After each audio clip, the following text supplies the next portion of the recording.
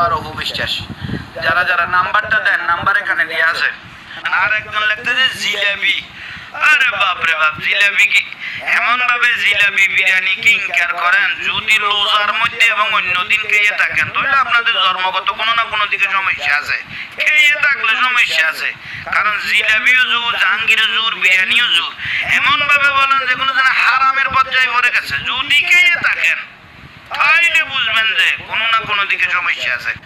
আবুল তাবুল বয়ানি তুম বয়ানি, না না, আবুল কালাম বয়ানি হুজুর একদম বাংলা সায়েন্স। ওকে আমাদের জন্য, ও আমাদের জন্য নক্ষত্র। আর একটা হলো আমাদের নূরে বাংলা হুজুর, এটা বাংলা। আরে বাপ রে বাপ, এগুলো হলো আমরা মোটামুটি সবাই বলে তিনজন, আবুল কালাম বয়ানি হুজুর, নূরে বাংলা হুজুর, জাহাঙ্গীর হুজুর, এক এক ক্যাটাগরির। এটা সব